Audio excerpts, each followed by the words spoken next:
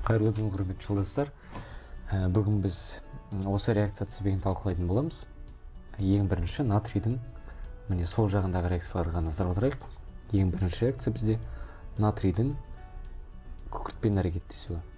Яғни натрий қосылған күкірт бізде натрий сульфиді пайда болады. Яғни қарапайым қосылу реакциясы. X1 затымыз бізде демек натрий сульфиді. Келесі, осы X1 затына натрий сульфидіне тұз қышқылын қосайық. Нәтижесінде бізде натрий хлориді және күкірт сутек газы пайда болады. Реакцияны міндетті түрде теңестіру керек, сондықтан 2-де 2.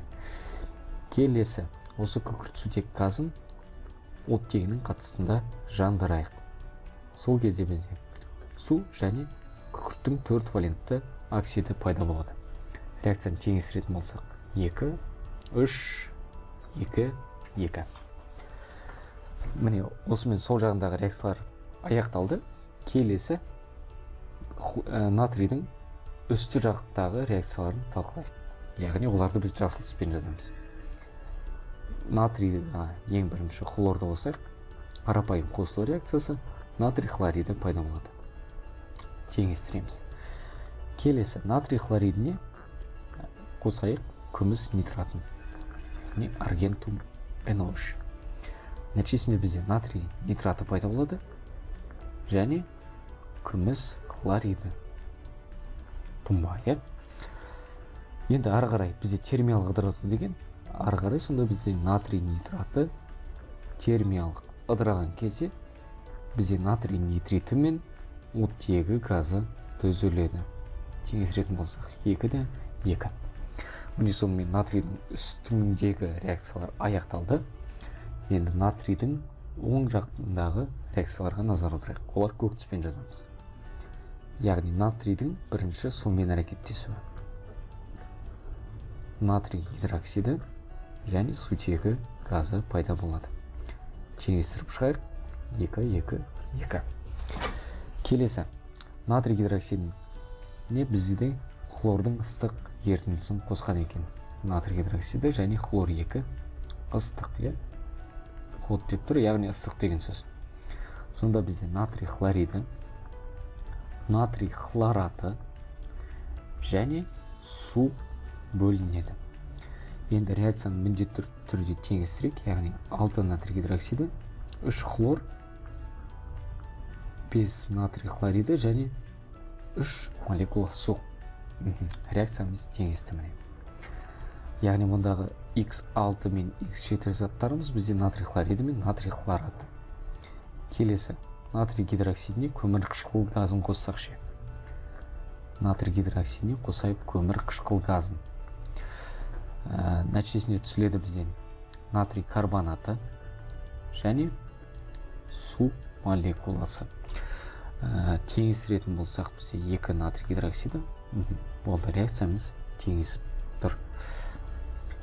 Келесі, осы натрий карбонатына қосайық күкірт қышқылы, яғни H2SO4. Нәтижесінде бізде натрий сульфаты пайда болады және көмір қышқылы бізде ыдырап кетіп, су мен көмір қышқыл газын түзеді.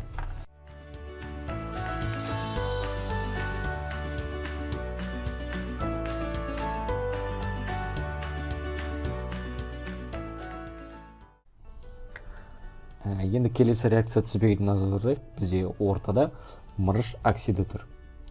Реакция бізде осы сол жақта азырақ, осы жақтан болсақ.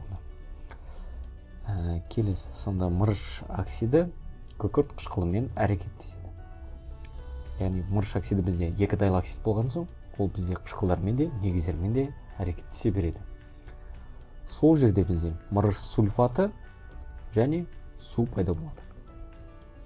Демек X4 затымыз бізде мырыш сульфаты.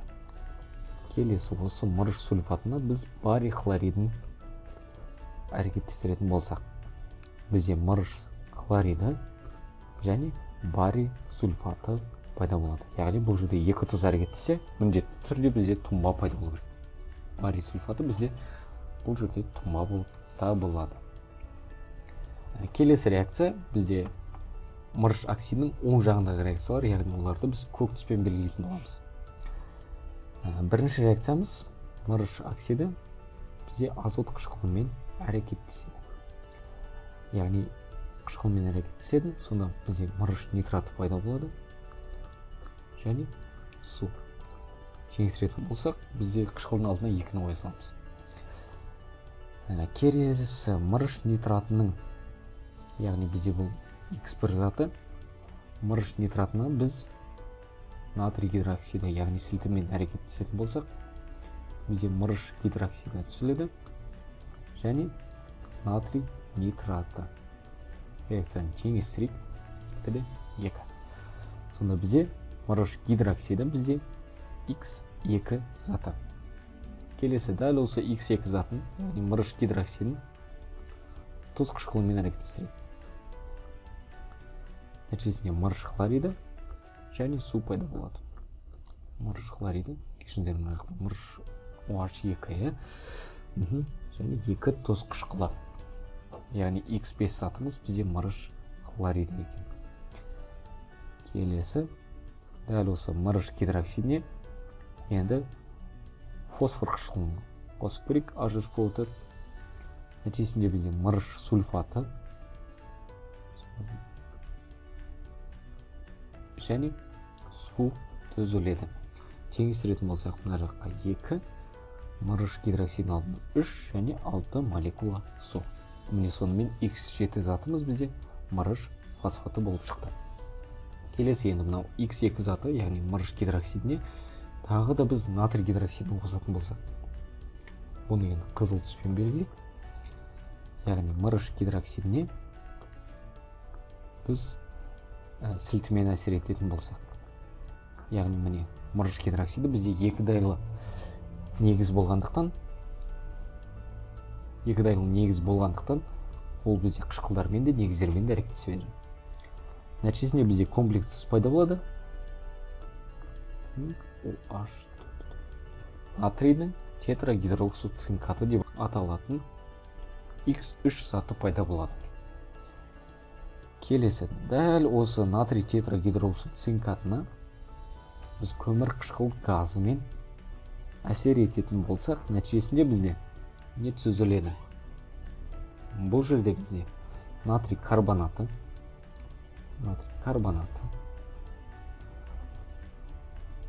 бұдан кейін мырыш гидроксиді және су түзіледі. Яғни натрий карбонаты бізде X6 заты, мырыш гидроксиді мына жақтан алдық, бұл бізде X2 заты және міне су молекуласы. Назарларыңызға көп рахмет. Аман сау болыңыздар.